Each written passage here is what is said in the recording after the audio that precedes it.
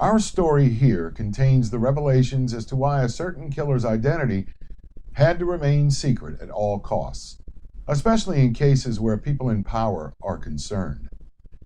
In the early 1980s, a British journalist named Stephen Knight claimed that someone credible related a story to him regarding the most famous murders in crime history. As time went on, Knight researched and then wrote the historical crime manuscript, Jack the Ripper, The Final Solution. Personally, I believed that the story Knight told held a great deal of common sense with some critical thinking. But as time went on, it became apparent exactly what Knight's work meant to the Ripperologist community. Throughout the beginning of this presentation, we will be concentrating on facts as they pertain to the theory we will present.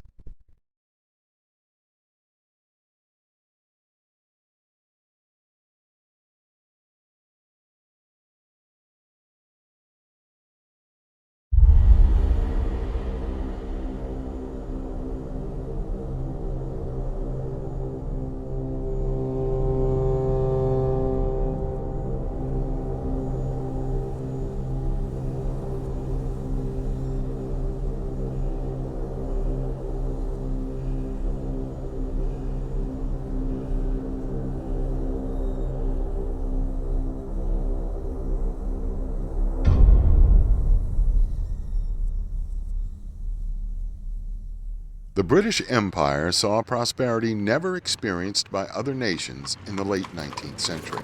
Colonies held by the monarchy produced more goods that could be consumed.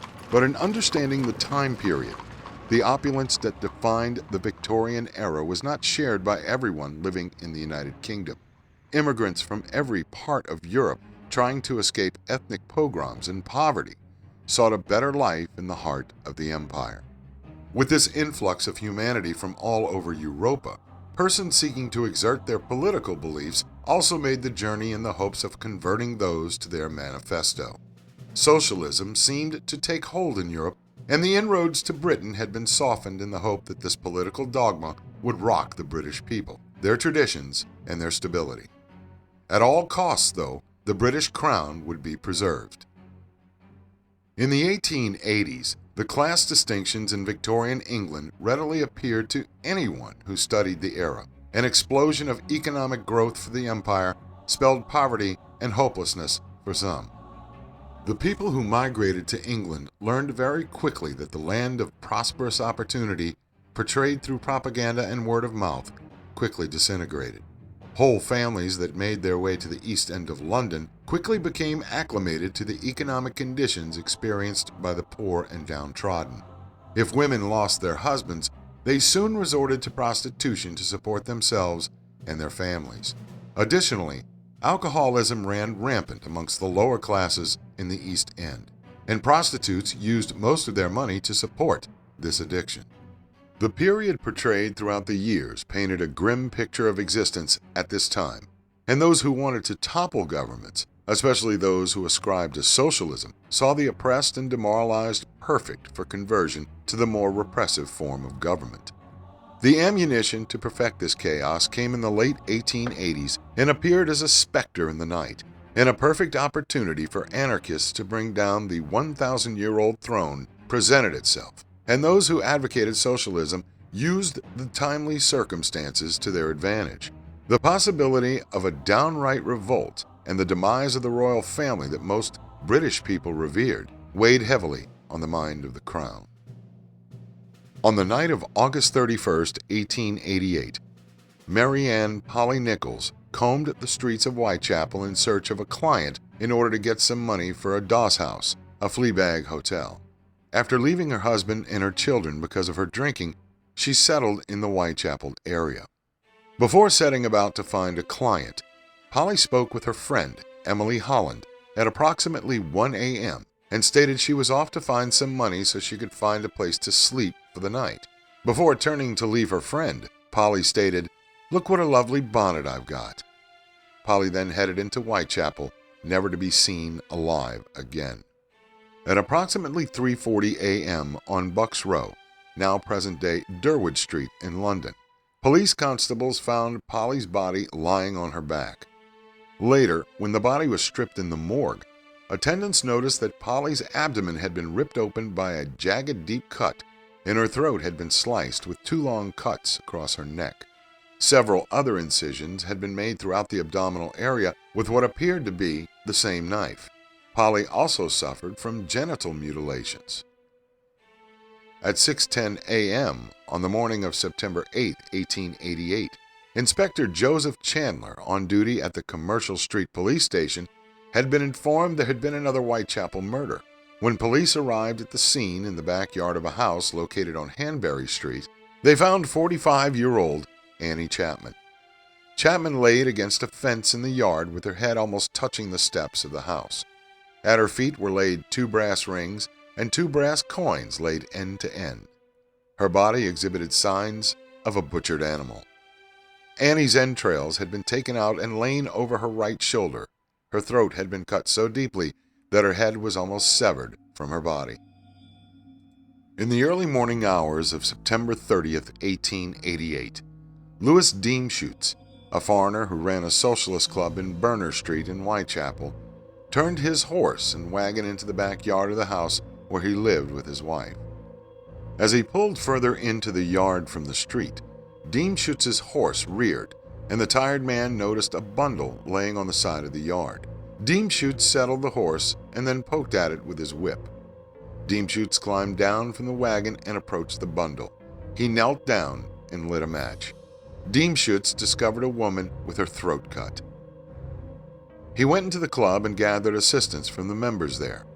Neighbors and friends later identified the woman as Elizabeth Longliz Stride, the 3rd victim of the Whitechapel murderer. Later examination determined that Stride only had her throat cut, but she was dead nevertheless. An hour later, in Mitre Square, just 15 minutes away from the first woman's corpse, laid a second woman. Her feet pointed into the direction of Mitre Square, and her skirt had been raised up and her abdomen had been mutilated. The victim was identified as Catherine Eddowes. Later testimony at the coroner's inquest on Stride and Eddowes' death determined that the latter had been in police custody because of her drunken state earlier that evening. At 1 a.m. on the morning of the murder, police released Eddowes and she walked out of the police station, and her body was discovered 45 minutes after that. In addition to the cuts to her throat, the coroner noted that Eddowes suffered extreme mutilations to her face, her nose had been cut off, and several of her organs were missing, including that of her kidney. Following the murders known as the double event, a police constable walked past the doorway leading to 19 Goulston Street in Whitechapel. Shining his bull lantern on the ground inside the doorway, he noticed a piece of bloody apron. Above the apron, the police constable noticed some writing on the wall which stated, "The Jews are the men that will not be blamed for nothing." Once the Metropolitan Police Commissioner, Sir Charles Warren, raced to the crime scene, he immediately ordered one of the constables at the scene to erase the writing. Sir Charles stated that he ordered the erasure to prevent anti-Jewish riots. After the double event of the Stride and Eddowes murders, on October 16th, a small box with a letter attached to it was received by George Lusk, the head of the Whitechapel Vigilance Committee, one of the groups organized to catch the killer. When Lusk opened up the box and pulled out the letter, he noticed there was half a woman's kidney, and the letter stated, "From hell. Mr. Lusk, sir, I send you half the kidney I took from one woman, preserved it for you. T'other piece I fried and ate, it was very nice. I may send you the bloody knife that took it out if you only wait a while longer. Signed, Catch me when you can, Mr. Lusk." Later examination of the postmarked kidney demonstrated that it did belong to Catherine Eddowes to a medical certainty. In light of the double event, more police had been engaged to patrol the streets of Whitechapel, both in uniform and plain clothes. With the enhanced police presence, no murders of the type of the previous 4 were reported in the month of October. All seemed quiet till the night of November 9th, 1888. Mary Jane Kelly was 25 years old and lived in a small rented room located at 13 Miller's Court in Whitechapel, just off Dorset Street, where one of the previous victims, Annie Chapman, once lived. Mary Kelly was born in Ireland and made her way to Wales in an attempt to find work when she was a young girl. Some records indicate that she made her way to the posh London West End, where she worked in an upscale house of prostitution where she claims to have had fine clothes and gentlemanly callers. During this time, something went wrong with the life this once innocent Irish colleen experienced. In April of 1887, Mary Kelly met a man by the name of Joseph Barnett, and the two almost immediately decided to live together. They moved from various lodging houses until, in the summer of 1888, Kelly and Barnett would move to the room at Miller's Court. Miller's Court could only be entered through a narrow archway from Dorset Street. Once inside the court, doors opening to the different rented rooms faced outward. One night in early November, Mary Kelly and Barnett had a fight, and he stormed out of the room. Kelly found herself in a local pub where she drank with some men and even entertained 3 or 4 of them during the course of the night. She took several of the drunken men back to her room. Witnesses reported that even after Mary Kelly entered the room with the man who would be her last customer, she could be heard singing, "A violet I plucked from my mother's grave." For over half an hour, neighbors could still hear the young Irish girl crooning the old song. At about 2 a.m. on November 9th, Joseph Hutchinson, an unfortunate man who could not find work, saw Kelly walking the streets more sober than she was before. Kelly asked Hutchinson for some money, and when Hutchinson stated he had none, Kelly walked past him and down Dorset Street. Hutchinson watched her as she strode down the street to find another customer until another man of Jewish appearance, with a felt hat pulled over his eyes, approached Kelly and spoke very softly to her. Hutchinson noted that Kelly giggled, and Kelly escorted the man back to her lodgings at Miller's Court. The man that Kelly picked up had a large gold chain in his waistcoat and carried gloves and a small package in his hands. Hutchinson followed the two into Kelly's lodgings in the hopes that she would service him for free. Hutchinson waited for an hour, and his presence was confirmed by another witness who walked by and saw him waiting for Kelly to finish.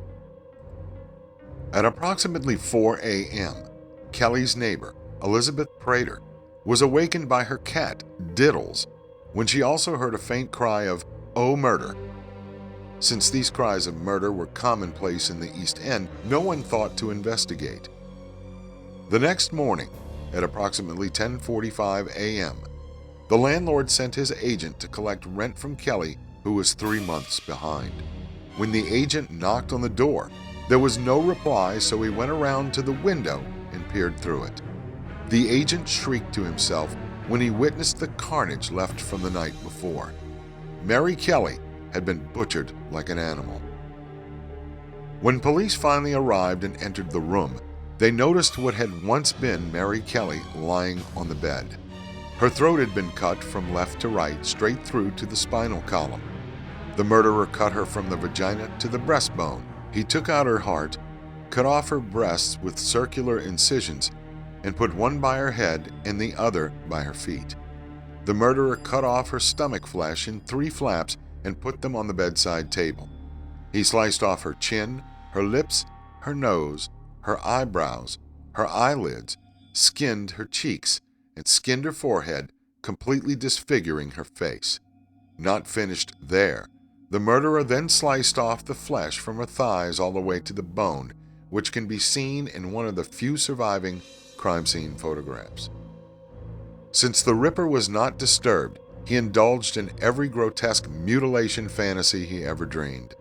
He totally eviscerated Kelly's corpse, leaving even the most seasoned police investigators nauseated at the sight of the crime scene. On November 10, 1888, sensing he would be no closer to catching the killer than when he first started the investigation, Sir Charles Warren, Commissioner of the Metropolitan Police, resigned. Throughout the investigation, authorities resisted offering rewards for information leading to the capture and prosecution of the murderer. But after the discovery of Mary Jane Kelly and the clamor from the East End of London to catch this monster, Queen Victoria signed a royal pardon for anyone, accomplice or witness, who would come forward with information leading to the capture and prosecution of the man or men responsible for the Whitechapel murders. No one came forward to claim the pardon. Scotland Yard closed the case and deemed the file not to be opened until 1993. Jack the Ripper is the most famous serial killer in the world, bar none. Theories have abounded as to the identity of this killer, but one theory drew great interest in the mid-1980s when author Stephen Knight came forward with his book, Jack the Ripper, The Final Solution, claiming to have solved the mystery. According to Stephen Knight, the final victim, Marianne Kelly, ties the whole story of his royal conspiracy together. Knight stated that he met a man named Joseph Gorman Sickert, the alleged bastard son of the 19th century painter Walter Sickert, in the mid-1970s. Knight left no reason at the time to doubt the incredible story that Sickert related to him and the repercussions of Sickert's assertions. Knight's story began 4 years prior to the Whitechapel murders. The Queen's grandson, Prince Albert Victor Christian Edward, the Duke of Clarence and Avondale, known as Eddie to his intimates, felt as though the world passed him by. The young prince never ventured far away from the court, and the atmosphere grew in stuffiness which appeared to asphyxiate Eddie. Therefore, Queen Victoria made a decision to allow her grandson to mingle amongst the people in order to learn about the citizenry he would one day rule.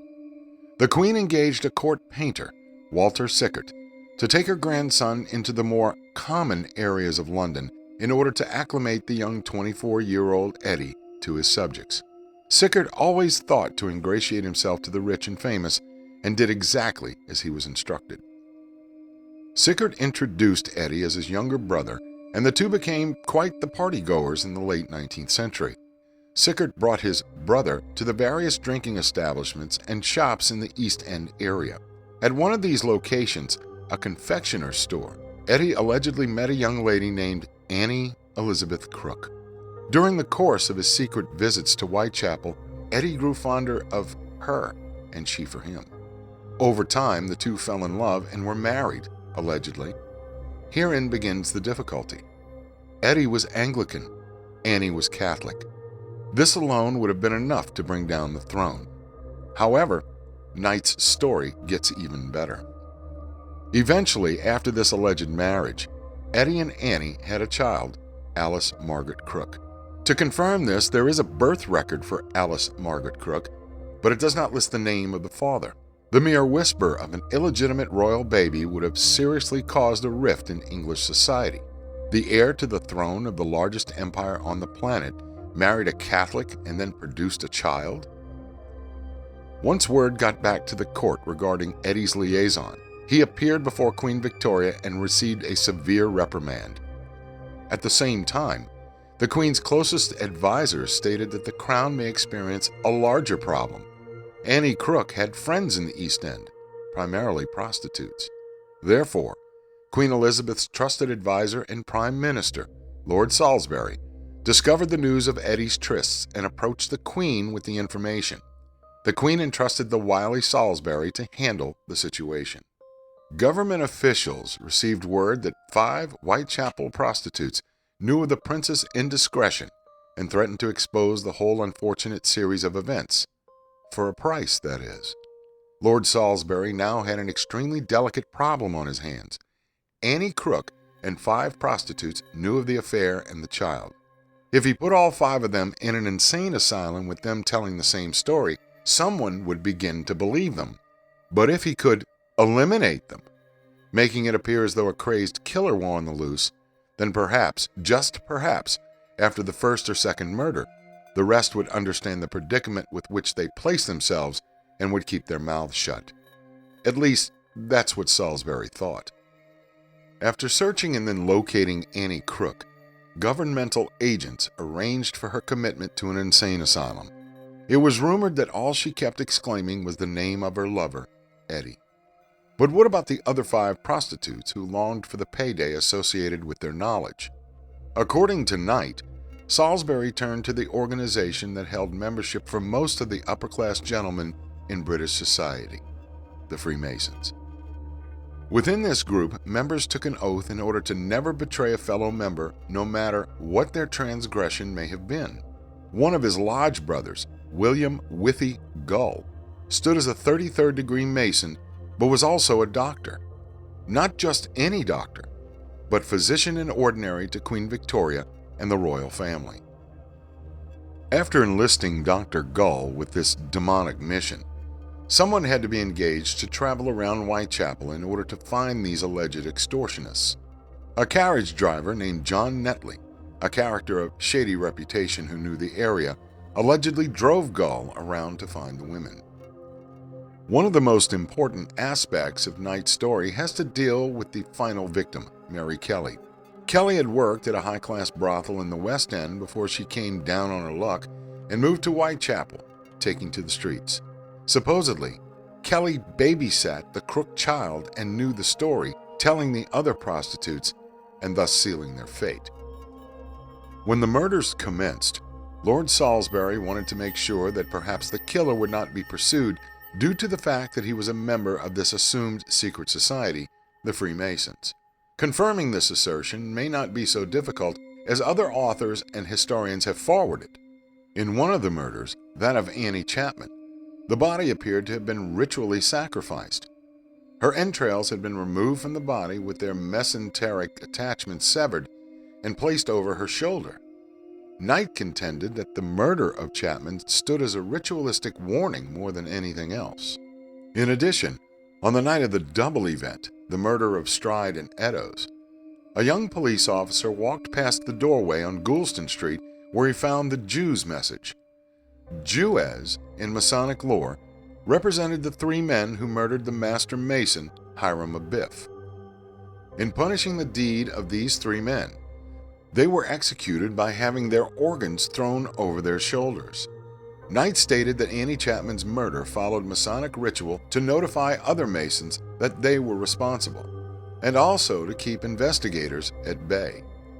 The author also maintained that the higher in the organization an officiant progresses, the more it becomes incumbent upon him never to betray a brother Mason, no matter what the offense committed. Knight also contended that his source, Joseph Sickert, presented the scenario as to why there was little blood at the crime scenes. Sickert stated that the women were attracted to the carriage with an offering of grapes. Grapes were not readily available to the lower classes and were considered a delicacy. This may be evidenced by the fact that a couple of the women had spent grape sprigs in their hands at the times of their deaths. In order to answer the lack of blood at the crime scene, Sickert explained that the grapes that the women so readily ate had been laced with laudanum, a tincture of opium, and they were unconscious when the mutilations began in the carriage. John Netley, the driver, would have been responsible for driving the bodies to the crime scenes, but Dr. Gull may have had a part in ritually placing the dead women.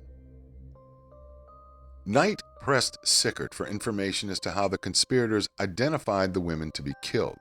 Sickert stated that Jack the Ripper was not two men, but three, the third man being none other than his own alleged father, Walter Sickert. He led Prince Eddie to the East End and could identify the women, as they may either have posed for his drawings or frequented the establishments of Sickert and Prince Eddie. Additionally, as an artist, Walter Sickert allegedly drew clues of the Whitechapel murders into some of his later paintings, and would visit Whitechapel dressed as the Ripper in his later years. In concluding his accusations, according to Joseph Sickert, Knight stated that of all the letters allegedly written by Jack the Ripper, the only one that he believed the killer authored was the letter written to George Lusk of the Whitechapel Vigilance Committee. All others seemed to be playful hoaxes, and Knight stressed that due to the amount of the letters, Jack the Ripper would have had no time to commit any murders if all he did was write letters to the local press and the authorities. Annie Elizabeth Crook died in an insane asylum, and by the time of the death of Mary Kelly took place, the murderer or murderers had practically completed their task. The difference between the murders of the other women and Kelly is that she was the ultimate target of the conspiracy, and the Masons wanted to make sure her death stood as an everlasting warning to those who would try to topple the crown.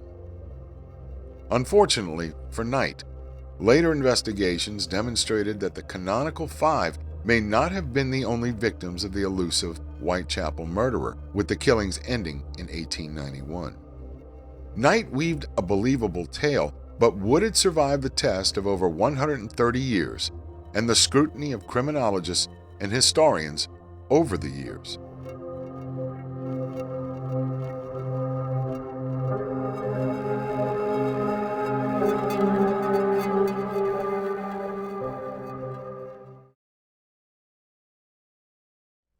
Mary Jane Kelly, or Marie Jeanette Kelly, is considered to be the last of the canonical five, the original victims of the killer known as Jack the Ripper. However, several later killings in or near Whitechapel took on the same signature, if not an escalation in veracity, as the previous murders. Other victims who may have been dispatched at the hands of Jack the Ripper included Rose Mylett, who was found on December 20th, 1888, in Clark's Yard, High Street, where police believed she accidentally hanged herself with her scarf, but the coroner's inquest suggested she died as a result of homicide. Alice Mackenzie, who succumbed from the same injuries as other Ripper victims, saw her name added to the list by Dr. Bond, who strongly believed that Mackenzie was Jack's work. The Pincent Street torso was a legless and headless torso of a woman found under a railway arch in Whitechapel on September 10, 1889. And Francis Coles, killed on February 13, 1891, but not mutilated. There was also a victim named Martha Tabram, who was murdered before the actual canonical five victim spree started. In these last murders, a suspect had been held but was later released. Knight's story has several flaws that have surfaced since its release. Number one, Prince Eddie was in Germany for 3 months in 1884 when he was supposed to have impregnated Annie Crook. Secondly, Dr. William Gull, at the time of the murders, was 72 years of age and had a stroke the year before. If he was the Ripper, and even though he made a full recovery at the time, he was too old to carry out such a complicated plot and have the strength, both mentally and physically, to maintain the conspiracy. Thirdly, the story lacks any real documentary evidence to support Knight's conclusions. And finally, and most fatally, Joseph Gorman Sickert totally recanted his version of events with which Knight related the tale. As a true crime historian, when I first read Knight's account and then saw the documentary, I thought there was sound historical footing to finally proclaim that the murders had been solved, especially when you consider Sir Charles Warren's behavior on the morning after the discovery of Catherine Eddowes' apron and the writing on the wall. But later, and disappointingly I have to say, I grew to discount the story as one of the many that eventually could not be confirmed. There is no telling how many more suspects will appear as historians and criminologists try to solve this cold case. One thing is for certain: memories fade and records can be lost. Now, if you would like to support our channel, and I hope you support our channel, you can find us on Rumble, BitChute, and we have a PayPal account. Also, we're on Facebook and Twitter at this time. Until next time.